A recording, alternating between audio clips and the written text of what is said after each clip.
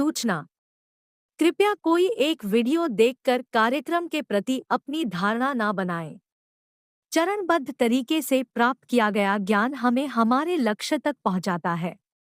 धन्यवाद। प्रिय साधकों और सत्य की खोज में लगे हुए सभी साथियों, नमस्कार। आज का युग तेजी से बदल रहा है। हमारे प्राचीन ग्रंथों की गहराई कहीं खोती जा रही है। इसलिए आज हमें सत्य को समझने के लिए एक वैज्ञानिक और व्यवस्थित भाषा की जरूरत है। आज मैं आपको मानव चेतना की उन 3 अवस्थाओं के बारे में बताऊंगा जिनमें हम सभी कहीं न कहीं ठहरे हुए हैं।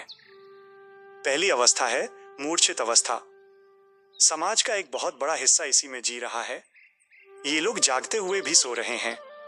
न कोई अनुशासन, न कोई लक्ष्य, बस इंद्रियों के सुख का एक अंतहीन चक्र।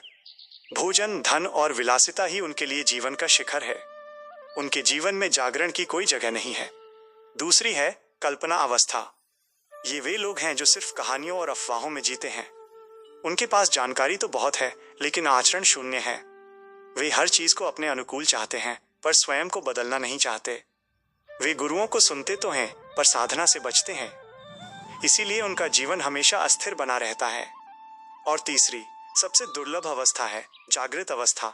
ये वे लोग हैं जो सच्चे गुरु के मार्गदर्शन में अनुशासन के साथ साधना करते हैं। उनका हर कदम सजगता से भरा होता है। वे रुकते नहीं, वे केवल उस सर्वोच्च शिखर की ओर बढ़ते हैं। दुख तो सबके जीवन में है, लेकिन आपकी अवस्था तय करती है कि आप उसे कैसे देखते हैं।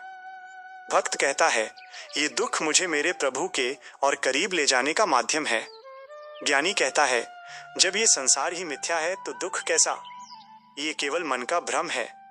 कर्मयोगी कहता है, ये मेरे ही कर्मों का फल है जिसे मैं सहज स्वीकार करता हूँ।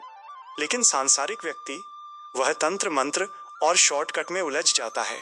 वह दुख के कारण को नहीं, बल्कि उसके लक्षण को मिटाना चाहता है। अंत में मैं आपसे बस एक ही सवाल पूछता हूँ, आप इस समय कहाँ हैं? मूर्छा में, कल्पना में, या जागृति की ओर? आत्मनिरीक्षण करें। जीवन बहुत छोटा है, इसे व्यर्थ की बातों में ना गंवाएं। जागें, साधना करें और उस परम सत्य को प्राप्त करें जो आपके भीतर ही है। धन्यवाद।